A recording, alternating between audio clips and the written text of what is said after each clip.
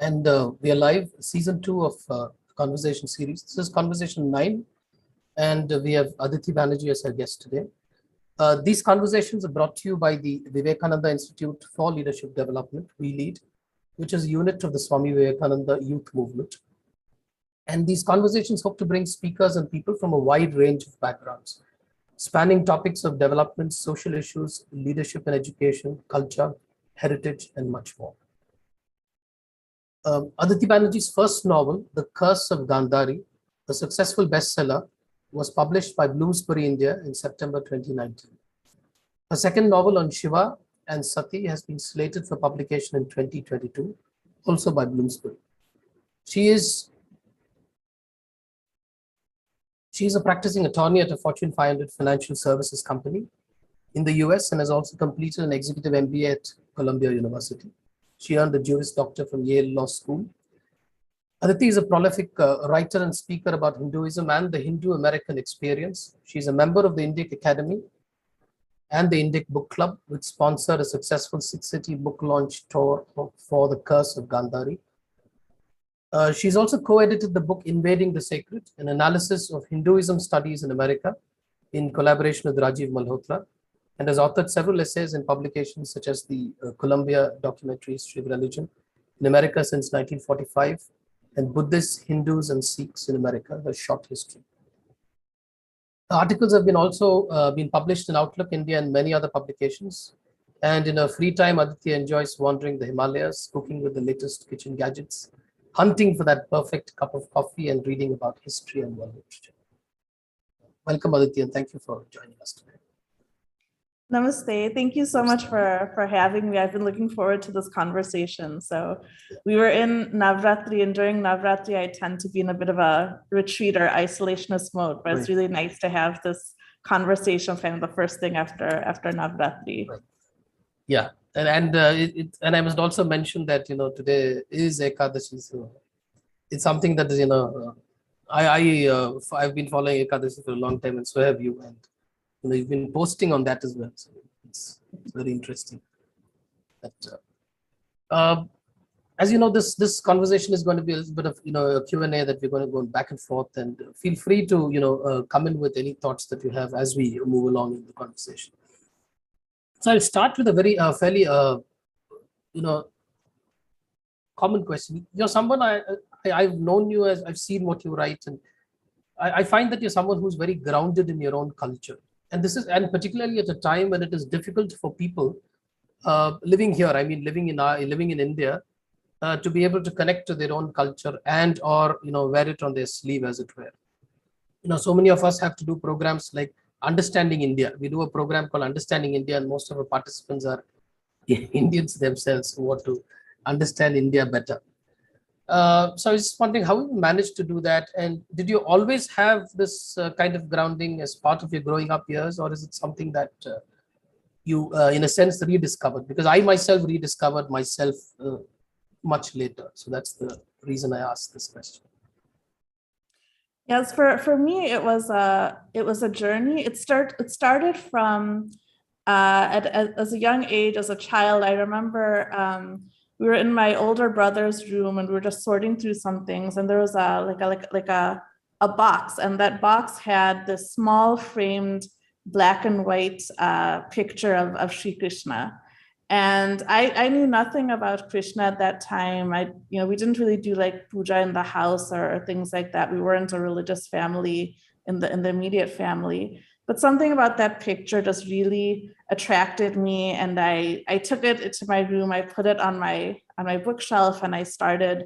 I would just look at it all the time, and then from that started this quest where I just really wanted to learn about Krishna. I wanted to know Krishna. I wanted to read stories from the Srimad Bhagavatam.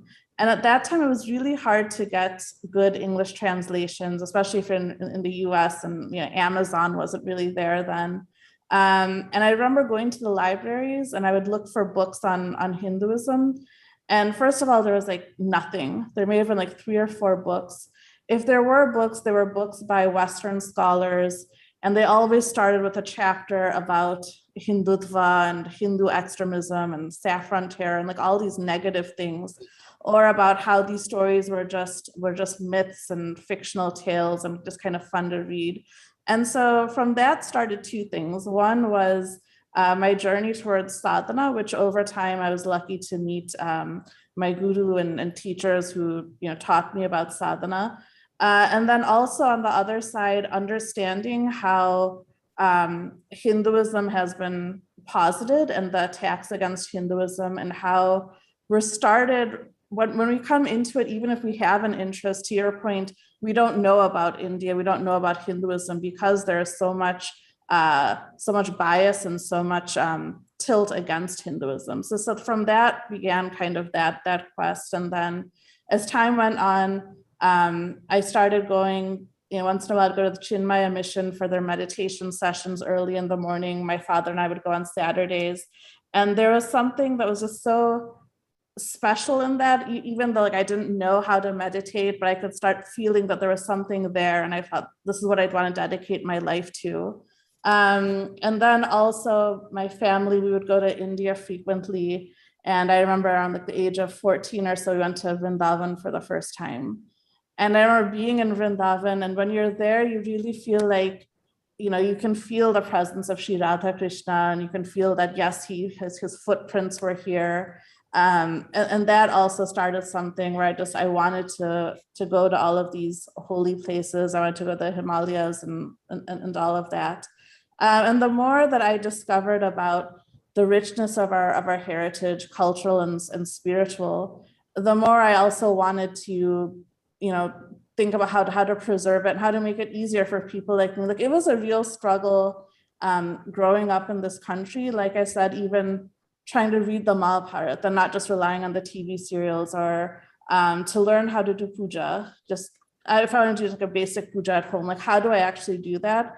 You'd be surprised if you just, even today, it's kind of hard to find out things like that. A lot of the questions I get on Facebook are things where it seems basic, but we've become so alienated from our own traditions that we kind of have to start back at square one.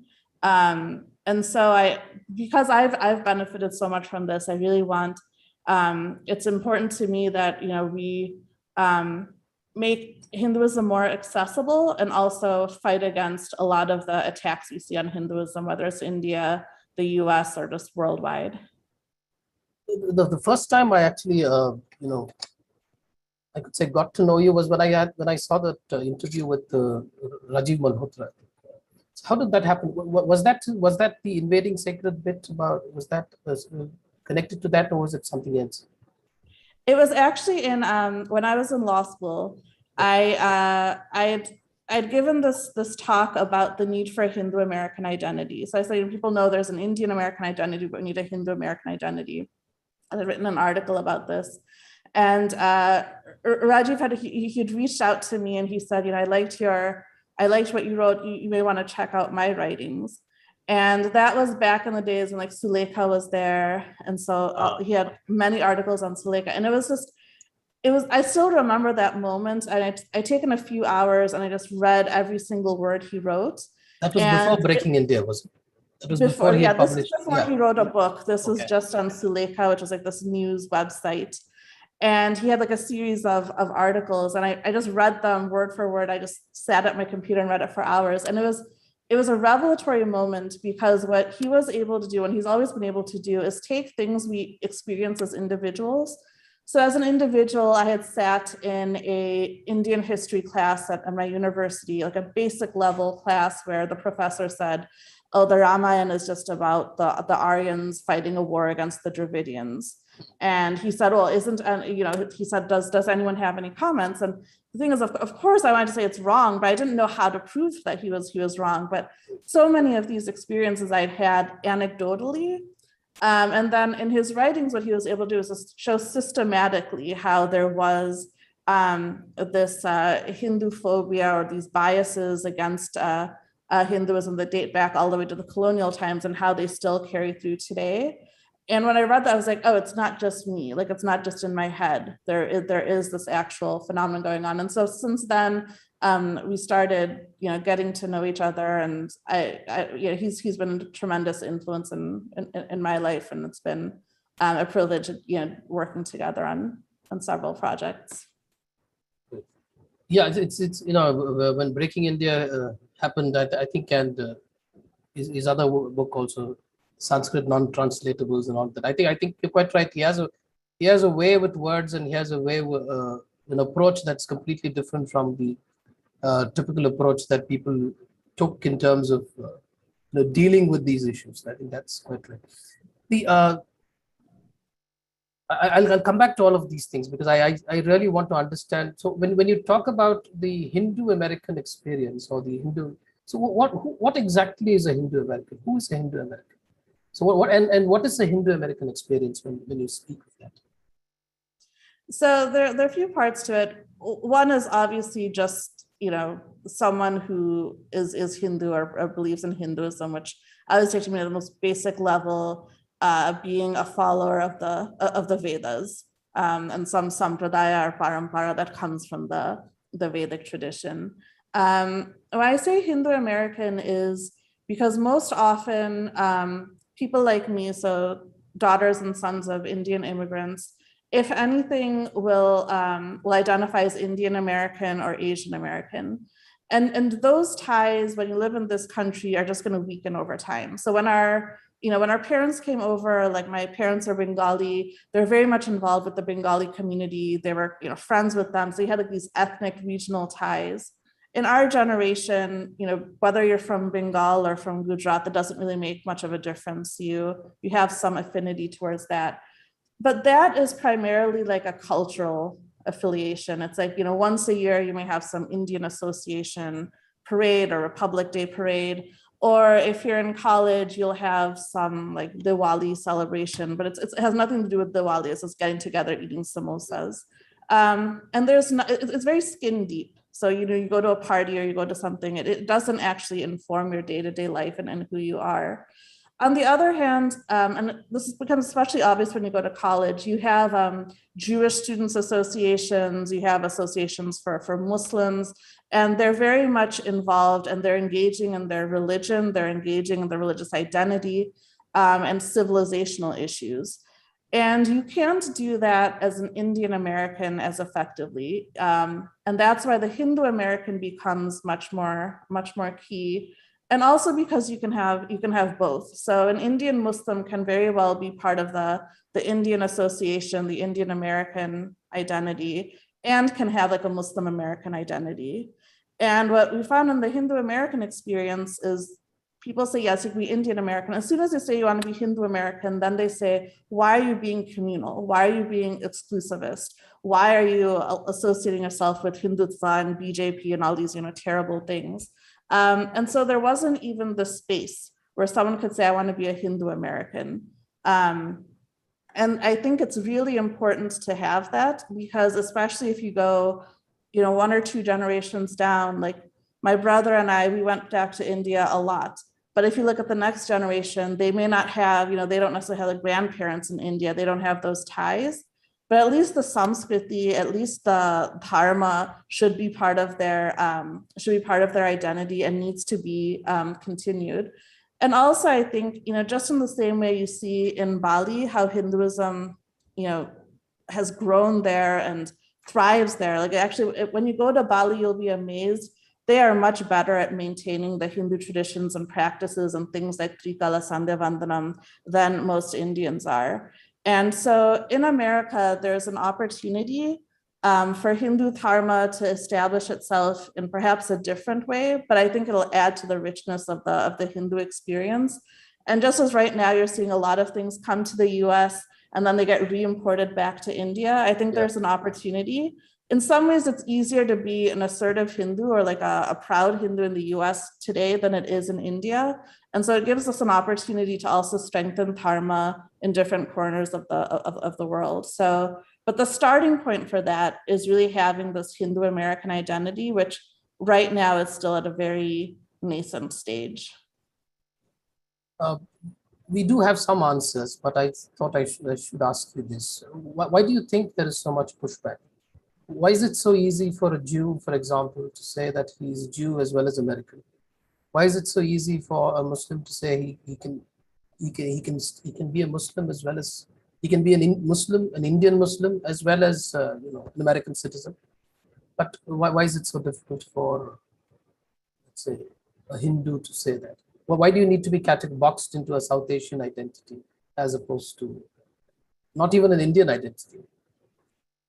It's because, and you can call it like Hinduphobia or Hindumesia or whatever you want, but a lot of it comes from, so when you look at the universities, the first wave of scholars who came from India into the US universities were like basically like Nakshalis, or they were communists. And so they came in and they came with a lot of baggage that they had against Hindutva or Hinduism. And so they foisted a lot of their own political baggage onto things here. And then it's all of the same systemic forces that you see in American universities, which is, you start from the colonial times and the way that, and we know what the British thought of in India and how they, treated Hindus.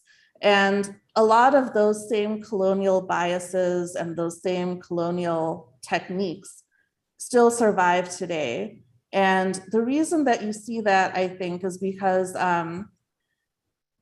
there is this desire and this agenda to paint everything with a Hindutva brush. So I think there's just, the Western world understands Christianity, they understand Judaism, they understand, Islam to a lesser extent. But when it comes to Hinduism, it's still something, either it's primitive and superstitious and just, something like bloodthirsty, or it's something that's dangerous and fascist. And so what we found is all of those same political biases that you see in India anytime there's an expression of Hinduism comes up even when you have students here who have no affiliation with India, but just want to call themselves Hindu. And what they're told is, well, you're being exclusivist, you're being communal.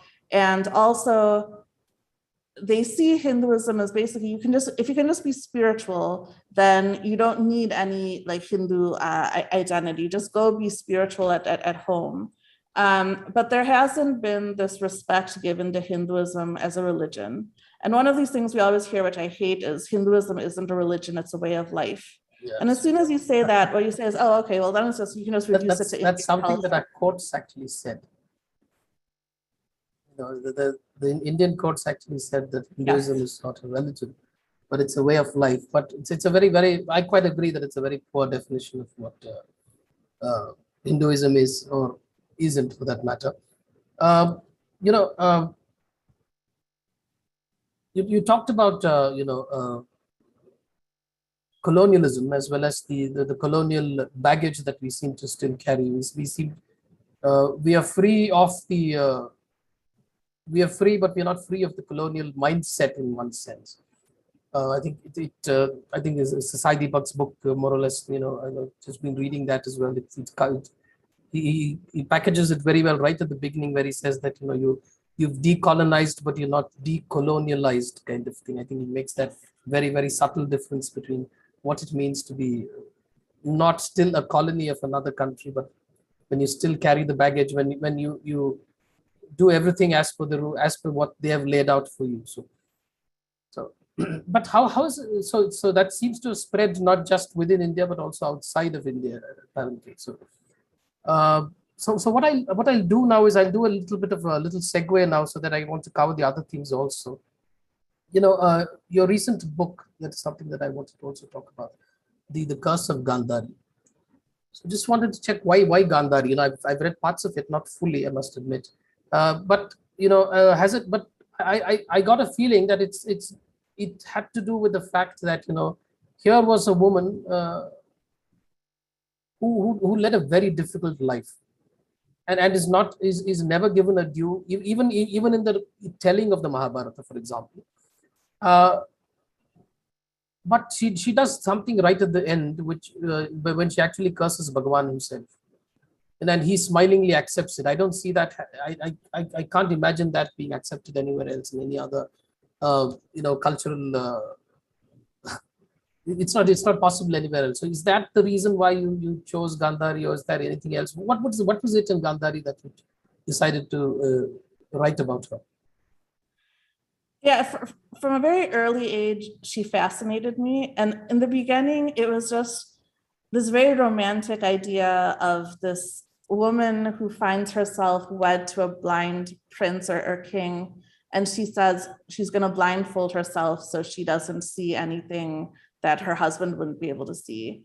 And when I was a girl, I thought that was very romantic and noble. And so I had a lot of fascination for her and reverence for her in that sense. Then as I grew older and I read more of the Mahabharata and the entirety of the story, then it became a bit more of a complicated picture. So if she was the wife of a blind king, then as a queen, part of her dharma is to be able to provide the knowledge and the things that he doesn't have. So for the good of the couple, but also for the good of the kingdom. And in a way, by blindfolding herself, she was restricting herself or constraining herself and hurting the husband and hurting the kingdom. So in a way, you can see it as an act of personal dharma, but perhaps like adharma in the greater sense. And then, what comes through on Gandhari is she's a very tragic character. So she's definitely not a heroine. You can't say she's like Kunti or like Draupadi. She's much more complex than that. But she was always just so bitter. And like you said, she went through a very difficult situation. She seemed someone like who she could have been a great queen. I mean, she was a woman of just iron will and power. So when she hears that Kunti has given birth first, she becomes so overcome. She strikes her belly hard until this mass that becomes her 100 sons and the one daughter comes out. So imagine the force and the strength in that. And also to have the tapobala to curse Bhagavan Krishna. It's not that like just anyone can go and curse him, but she had cultivated that tapa. So there was immense strength in her. There was immense intelligence. So there's before the war begins, and Duryodhana is completely committed that he's going to go to war, and all the elders and Bhishma and Dhritarashtra and everyone says, don't do it, and no one can get through. And then they call in Gandhari and say, try to convince him. And she gives a very long discourse. And in that discourse, she keeps saying, dharma will go to or the victory will go to the righteous. And so she knows and she can see, even though she can't physically see, she can see from the beginning that her family is doomed, and she can see much more than her husband can. So it's a very tragic story. And I think what I wanted to understand when I was beginning to write the story was, what did it mean when she blindfolded herself? Was it just, was it the act of a noble, devoted wife? And in a way it was, because she is praised and she is honored as being a devoted wife. And it is very clear that that from the moment she marries Dhritarashtra, she is very, loyal to him and devoted to him. But on the other hand, was it a mistake because of, all the other reasons I mentioned? And some people have said it was an act of, like spite and things like that. And when I first started to write the story, that's what I wanted to explore. But then as I wrote it, what became clear to me is you can't make a black and white explanation of it. It's always complicated, just like Bhishma and the vow that he took, in a way that made him, it gave him so much power, he was able to determine the moment of his own death. And yet, if he hadn't taken that vow of celibacy, the entirety of the Mahabharata, the war wouldn't have happened. So it becomes a complicated issue. And so it became less of trying to define her or explain her one way or the other than just exploring that complexity. And then also seeing if there was some way that even after that, she could have a moment of peace when she passed away. And so that's really what I wanted to explore. And I think Pankaj, asked a question that this was going to be my follow through question, and Pankaj just asked that. I think what the point is that Gandhari married somebody who was not slated to be the king. it was always Pandu who would have become the king. So in that sense, I think what this is what I wanted to ask as well. So in that sense, her oath or her decision to blindfold herself, she couldn't have imagined that Pandu would die and her husband would become the king, and she would have to be the queen mother in that sense and all of that.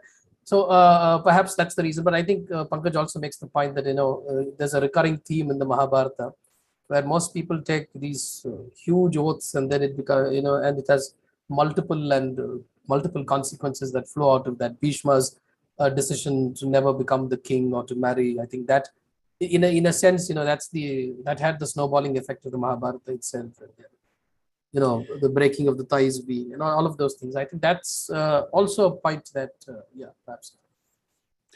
There are some moments of ambiguity. For example, after Pandu receives his curse and decides to go to the exile, he doesn't abdicate, but it's also not clear what that means.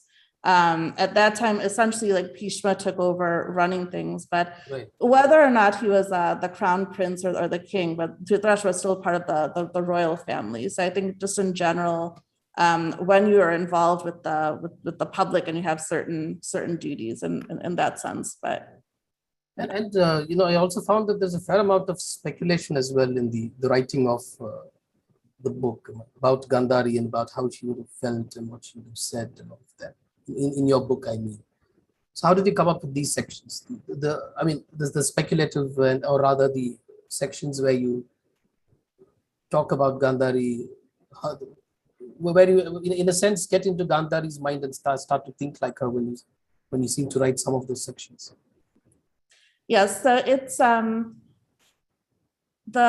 thing that scared me most about writing the book was to not distort the Mahabharata. And sometimes people say you write these stories because you want to add something or uncover something hidden, and I have no such pretensions, because what's already in the Mahabharata is complete, and there's nothing to add or clarify in it. It just becomes a different way of relating to these stories. And so the character of Gandhari, or of all of the personalities in the Mahabharata, is already very brilliantly done, and there isn't anything to add to it. What I wanted to do is take that character, the ethos of her personality, and then just build it out. And so I think in the modern day, the way we read epics, or the way epics were written, is different from like a modern day reader who are more used to a novel where you can't follow a cast of hundreds or thousands. So you pick one and you just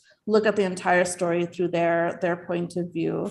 And so it was really important for me was to capture the ethos or spirit of Gandhari. And then if you have that right, then even if there are incidents that you have to kind of make up or add because you're looking at pieces that weren't covered in the lines of the Mahabharata, at least there shouldn't be like a fundamental distortion there. So it should be like an embellishment of something or a highlighting of something, but it shouldn't be a distortion. So that was what I really focused on, was just making sure the personality and the character, and then also the worldview of the Mahabharata, and to keep those and to honor that, but then just try to, in some ways, embellish or emphasize certain things through this one distinct point of view for the entirety of the novel. And your next book on Shiva and Sati, hopefully I'm not asking you something that you don't want to let out, but is it in a sense based on Shiva Sati on Kalidas's Kumarasambhava? It is. It's based on the Shiva Purana. Right. And what really happened is, so in 2019, my husband and I had gotten married, and for I was doing a certain vrata on like Somvar vrata for Shiva, and as I was doing this, just reading the Shiva Purana, and then we actually had our wedding in Triyugi-Narayan, which is the small ancient temple near Kedarnath, and it is the site where Shiva and Parvati actually got married, and the the fire of their yagya from their wedding still burns there. So that whole experience was just very inspirational, and so I just wanted to write something that was like a tribute to that. And so that was kind of the genesis of that book. But it's basically none of us can really conceive of or emulate the love between Shiva and Sati. But at the same time, it's been our practice to worship that and to perform these vratas and to bring those blessings into our lives and to find like that divine aspect to our relationships and things like that. So that's really kind of what I wanted to do with that book. I also caught up with your article that you published yesterday, was it? Yes. On Vijayadashmi, right? On the need to be. I think it spoke about that you can't win anything by being docile. You need to fight for anything that you want. So I just want to base the next few questions on that, because I'm going back to the Hindu-American experience and also the issue of colonization. I do see, that there is a lot of activism. There's a lot of pushback that's happening. You have the Hindu-American. I think it's the Hindu-American chapter, right, or the Hindu-American Foundation. I think there are several such organizations that work towards building some traction, some voice for the Hindus that live in America. But for some reason, one, I don't find them all, speaking in one voice. One, two, I think, which is very, very common with most of us anyway. And I also find that they don't seem to have the kind of traction that, say, the American Jew or the American Muslim, or even smaller sects of even micro minorities seem to have. So where exactly is the issue? Where do you think we lack, and what is it that? Yes, there are a few things. So first of all, Pakistan actually has a higher amount of lobbying spend in the U.S. than India does. So if you just start with that and how ridiculous that is. Then the other thing is, you're absolutely right. So in terms of the Indian American, the majority of which is a Hindu American population, we are the most educated minority in the US and also the most affluent. We're right up there with the Jewish bloc. And yet we have nothing to show for it when it comes to policy or politics. And it's also not that we don't donate to parties, but when we donate to politicians, it's just for a photo op. So you go to like any business person or things like that, they'll just have like a photo of them with some kind of politician. And you ask, okay, so you gave like $1 million, what did you ask for? Well, we didn't really ask for anything. Why? Because there's no sense of what an agenda is. Because again, there's even no identity that I'm a Hindu American, so I should care about Hindu issues. I should care about, in Bangladesh right now, they're killing Hindus and they're destroying Madurga Pujo pandals. And I should care about that. There isn't even that sense. And then when you do have people or organizations who care about Hinduism or care about India, there's a lack of clear thinking on these are the agenda goals that we should have as a community. Here is a 5-year plan that we should have. So any other political action committee or lobbyist group, they will issue report cards. So they'll have like a scorecard. So it's like the NRA has this, pro-choice activists have this, environmentalists have this, where they say, here's a scorecard of like 5 criteria. And then you look at the bills and how did each member of Congress, how do they rate on this? And then there's a report card, and this can be used in advertising, and this can be used to pressure politicians. We do not do any of that. And I find that's true in the US, but it's also true in India. So in India, for example, a lot of it becomes about like very personality based, right? So we have to support Modi, and it doesn't matter what his actual policies are. It doesn't matter what his actual record is. It just becomes very personality based because someone seems to be a good person, and therefore we're just going to follow them blindly. And this is not the way democracy works, and this isn't the way politics works. And so what's really sad is there have been many times where the Jewish organizations have wanted to partner with us or have wanted to partner with the Hindu organizations. And we just don't take advantage of that because we are so scared of being seen as being not even aggressive, but assertive. Or, or we say, we don't even want to say we want to champion the Hindu cause. We say we want to champion pluralism or tolerance or diversity, which are all good things, but there's nothing wrong in saying, first and foremost, we have to look after our own self-interests. And there is a huge reluctance in us to say that. And without that, you don't have clear-headed thinking.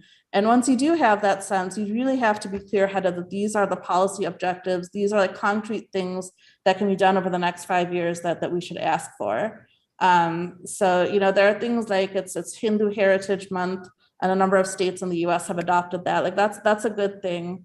But we also have to care about what's happening in Bangladesh. We have to care about what's happening in the West Bengal and Kashmir and all these things. And we also have to care about what's happening right now in the US, where you have a dismantling global Hindutva movement going on. What's happening to our students in the universities, again, universities where the Indian community pours in millions of dollars.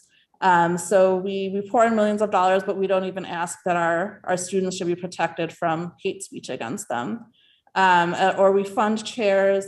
I think I just saw like there's a Jainism chair that's been just funded at University of Chicago. We fund these chairs and then we don't actually put any type of criteria on what those chairs do. So China has set up Confucius chairs all across American universities, but they have very strict controls on what can be taught about China, what cannot be.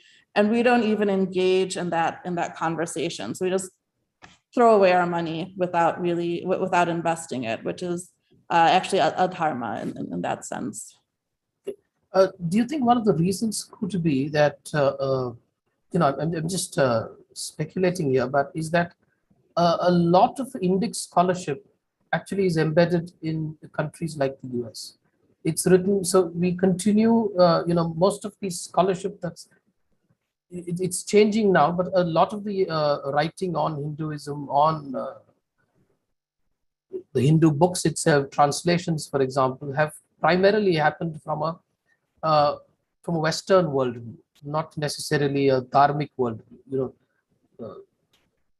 You can write about it, but unless these are not things that you write about it based on your analytical skills and understanding, but rather based on your own experience. And I don't think very few. I'm not tarring everyone with the same brush, but there are very few Western scholars who can actually write from actual experience of what it means to be part of this dharma. So do you think that's one of the reasons that most of the chairs there are, or rather most of the professors there are scholars who are actually Americans or Britishers who really don't know what it means to be Hindu? Yeah, I think it's a few different things. So the first is after colonialism, just the traditional educational institutions in India were destroyed. And you end up in the situation where I think it was just in August, BHU announced that it's starting a Hindu studies graduate program, which is actually the first in right. India. So there's actually no official Hindu studies program in India, but before that. And then what has happened is, so basically this abdicates scholarship to the hands of Western scholars. And the issue there is, yes, you cannot really understand Hinduism unless you practice, unless you do the practice, unless you do sadhana, unless you have like adhikara. And adhikara is measured by very different things than getting a PhD. But what ends up happening is, I think Western scholars tend to be very careful. So if you have a book about Buddhism or Islam or some other religion, there will usually be a scholar from that tradition who is writing that book. If not, if it's being written by a Western scholar, they'll be much more deferential and careful to go interview and reflect in their writings viewpoints from traditional adherence to that religion. There is not that respect or deference for Hindus. And I think part of that, again, is that same colonial mindset of speaking and not letting the native speak on their own behalf. And this has happened not just with Hindus, it's happened with the indigenous populations of all these countries that have been, subject to genocide and repression.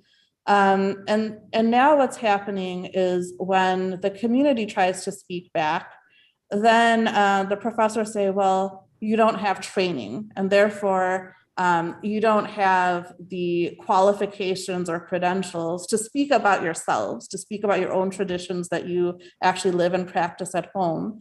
And therefore, we don't have to listen to you. And we get to do all of this because it's the freedom of expression or the freedom of academia. And then that has to be paramount. But what happens is,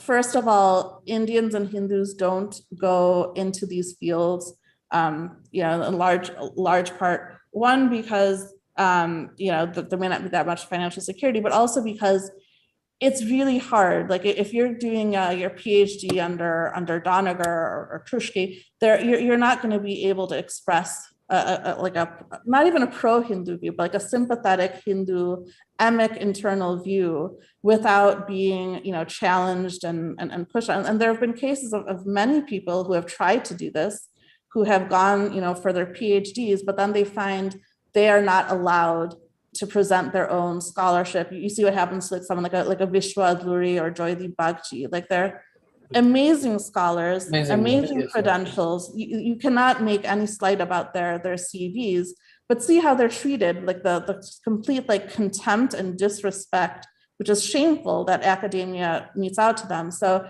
there's not a level playing field. And that's where things like this political activism does matter, because a level playing field doesn't happen on its own. It's something we have to fight for.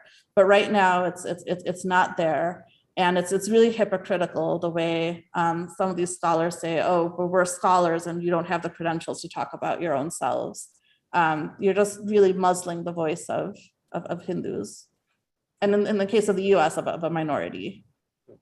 And I think the two names that you took, Doniger and Krushke. So I think both of them wouldn't be able to write the kind of stuff that they're writing if they were to write about any other cultural sect or religion, for that matter. I don't think they would be able to write the way they write about Hinduism. Even let's say even if they were to write about Buddhism, for example, I don't think they would be allowed to do that. And and so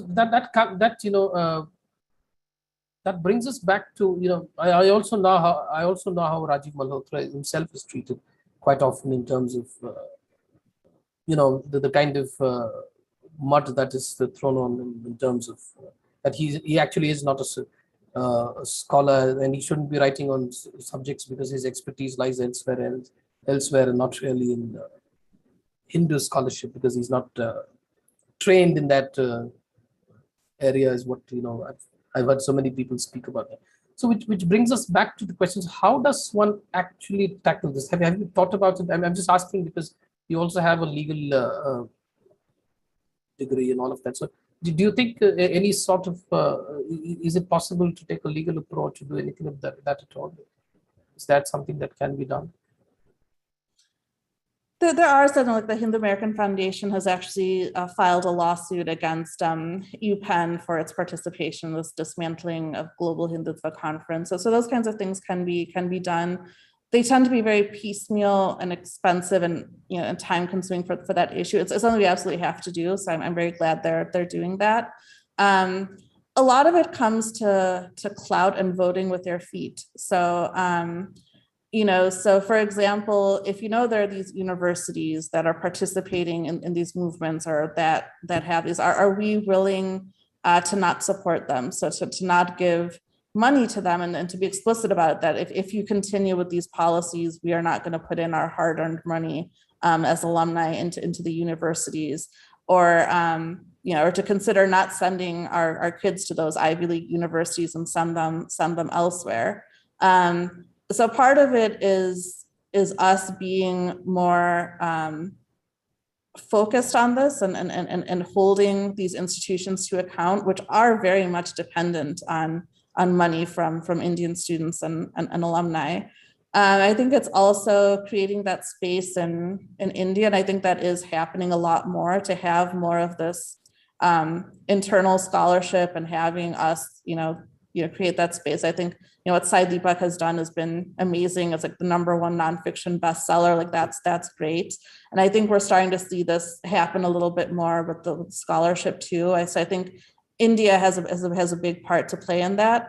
I think a lot of it can be done outside the official system to an extent, which has been done. You can just publish books outside academia, but at the end of the day, there is this kind of stranglehold of power that academics have, and that the traditional media has, which we have to keep fighting to get in there.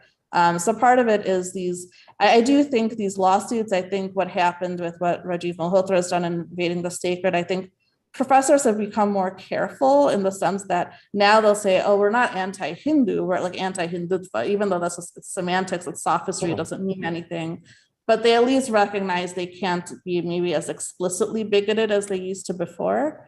But there has to be that kind of pressure from lawsuits, from the community, and this fear that they're not going to get the donations, and they're not just going to be, allowed to kind of get away with this. And that has to come, but that has to come, again, in this country, from having this identity as Hindus and Hindu Americans, and again, having that fighting spirit. So not just we're still so scared. And I think part of it is, it's our Samskriti to revere teachers, to honor our teachers. So the idea of even like going and challenging a professor is just it just doesn't sit well with us. But we have to understand that part of dharma means that you even these things that you normally wouldn't do in the ordinary course, you have to do for the sake of dharma.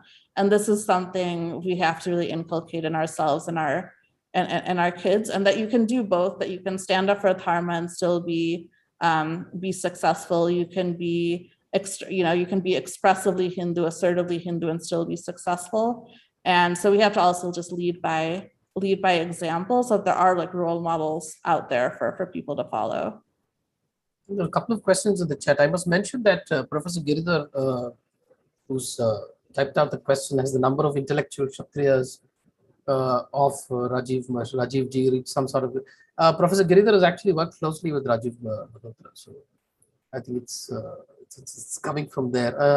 I don't know if is that a movement that is picked up any traction at all, intellectual Kshatriyas and like that in the US? I think I think what he started is this process for us to question and challenge things we may not have questioned and challenged before. So it's like if Shashi Tharoor says something or things like that people will challenge it. And I think this intellectual Kshatriya movement is kind of along those lines. So I do think you see more of that pushback happening, like generally across the board. But clearly we haven't gotten to where we need to get to be, to be winning the game. So there's more to be done. I think this is something that most of us agree. The other question that's come up: do you think that most Hindus believe we have been around for 5,000 years and will be here for several more, and therefore why agitate? I think that's something that's ingrained. That's gone deep into the psyche of many Hindus. They keep talking about how we survived all of these depredations. We've been here for ages, but they forget that we've lost almost 50% of our geography. You just have to go back to the Gupta era or that era and just check the Mauryan era to see how much how widespread India was and where we are now.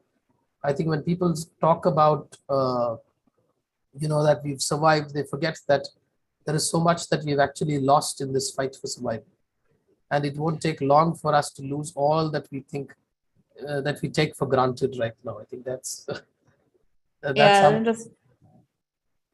was going to say, just this morning I saw on Facebook there's a picture of like Vijay Dashami being celebrated in Katan, like on the Afghanistan-Pakistan border. So there's this huge effigy of Ravana, and it was from like 1925, I think, so less than 100 years ago.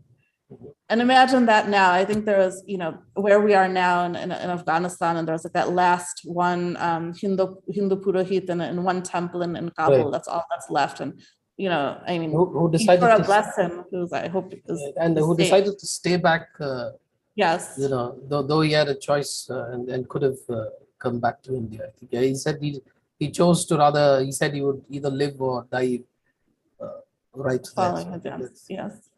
And that's the other thing that, 5,000 years, it is amazing that we have survived. I mean, you look at every other indigenous culture in the world as basically, they're just in museums, they're extinct. We've actually, survived and we've held on, but it's because our ancestors went through incredible sacrifices. If you read like Meenakshi Jain's book on the flight of the deities. So like when the Mughals were coming in Raj, and you had all of those vigrahas of, that were taken and saved by the Rajputs and others, and they were actually went on these long journeys, but there were so many ancestors who died to protect temples, to protect our vigrahas, to protect our deities, so many warriors who shed their blood. It didn't just happen just like that. And sometimes you even hear, why are we complaining about Mathura and Ayodhya and Kashi Vishnu? We have so many temples left. They weren't just left like that. We lost millions of temples. Then you had people like Rani Ahilyabai Holkar who devoted so much time and money and resources to rebuild temples all across India that weren't even part of her kingdom.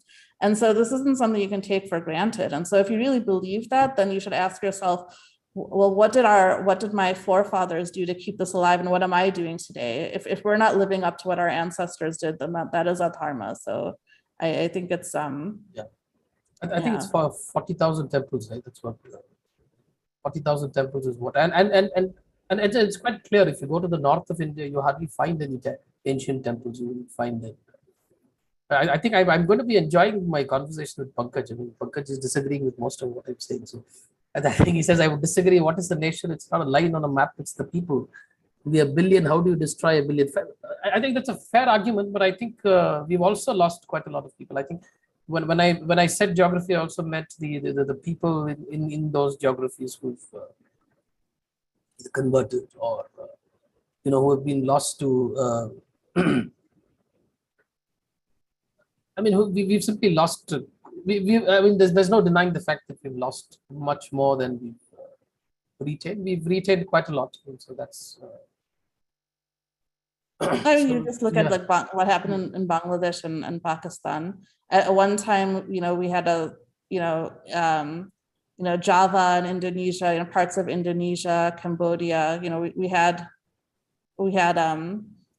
like a much greater territorial expanse in that sense. So the spread of Hindu civilization was much greater. So I'll come to a few one other question probably before we. So I've seen quite a lot of you write quite a lot on the Puranic tradition of. I see you writing. You write that one story a month. Is it one story a week or whatever? I see that you write quite a lot from it. So when so many of our Puranas are dismissed as mithya, false mythologies, so I'm trying to understand what is. How did you develop this interest towards the Puranas and the stories that are embedded in there? And I'm just asking this question in general, not necessarily for me, but how does one relate to these stories, and what do you think is the purpose with which these Puranas were written or rather told by our ancients? Yeah, so the Puranas actually have a very important tradition. So even in the Vedic times, when there were like Vedic yagyas, there was a tradition of you had to recite certain stories during the intervals during those yagyas. And so the Purana has an ancient standing even from that standpoint, even though the number of the Puranas or the actual content of the Puranas may have changed over time. And what they do, so there are different lakshanas of being a Purana. So one is telling the story of the the evolution of the manifest universe, the dissolution, the genealogies, the stories of certain genealogies, and then stories of our devas and things like that. And so actually most of what we practice or relate to today as Hindus really comes from the Puranas and the Itihasa. So if you think about even things like the Vishnu Sahasranama or like the Gita and all of that comes from like the Itihasa. Most of our the images that we worship or that they're those the forms or the description of those forms is given in the Puranas. So they're like long passages of describing Vishnu or describing Shiva, and those can be used for upasana and have been used as as guides to upasana. And the way we actually relate to our devas is through these stories, and and this Shravana or this listening to the stories or the traditional Bhagavad Gita. That's how you actually inculcate bhakti. So through these stories and things like that. And the Puranas also just have like they give us like a world view of dharma. So a lot of when you read that, you get that sense of that world view, and then how do we live in this world? So the Puranas give us stories of what kings did and very like human stories, and that's what we really need to be able to relate to things. So Vedanta is one thing.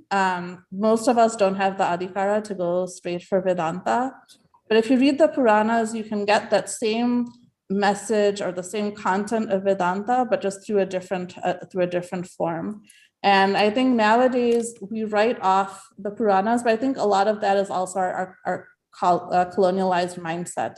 It's because we've kind of imported this Abrahamic idea that mythology is bad, or that these stories are superstitions and things like that. So we've divorced ourselves from that.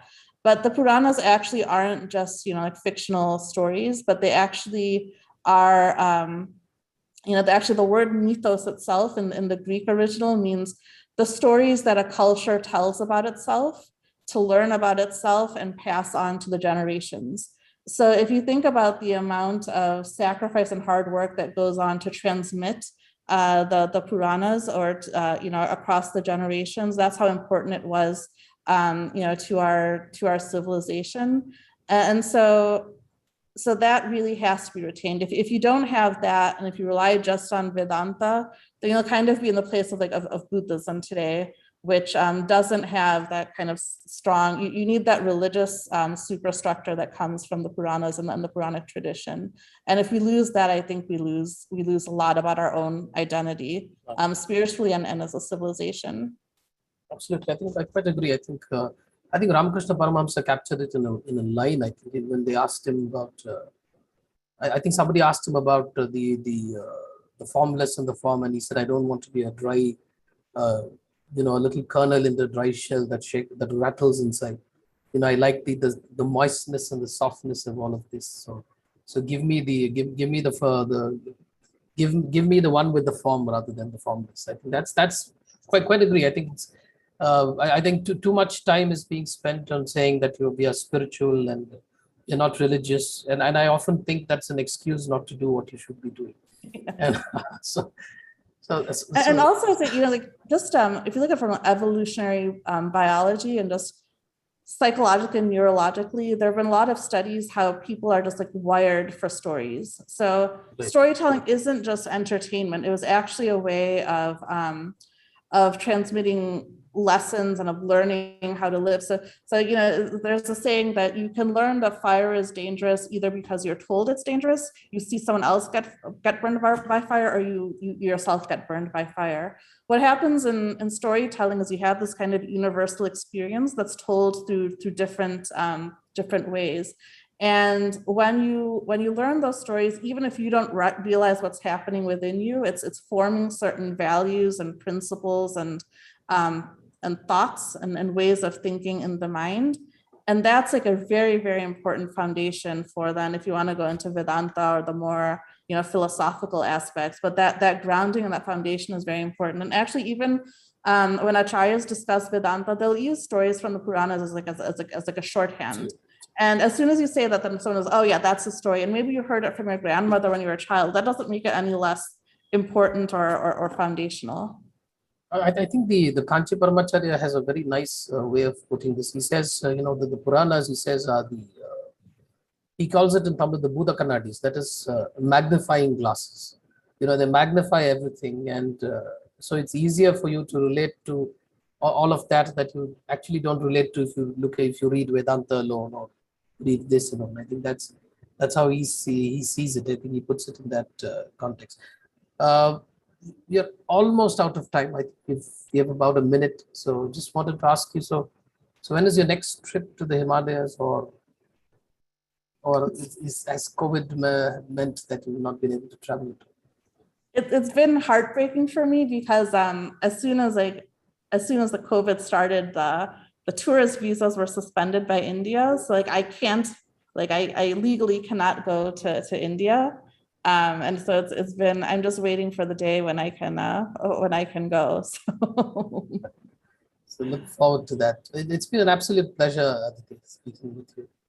And I thoroughly enjoyed it. Hope you enjoyed it as well. And thank you very much on behalf of SUI, on behalf of WeLead, on behalf of myself. I'd like to thank you for taking the time out and speaking with us. Oh, thank you. I really enjoyed it. Thank you for the great questions. And I see there were a lot of comments, so I enjoy the interaction with everyone else as well. Thank you. And we'll continue to bring more such conversations. Happens every Saturday, 7 p.m. And thank you, everyone, and have a great weekend. Thank you. Bye-bye. And this would be available on YouTube as well. I'll share the link. Thank you, everyone. Thank you. Bye-bye.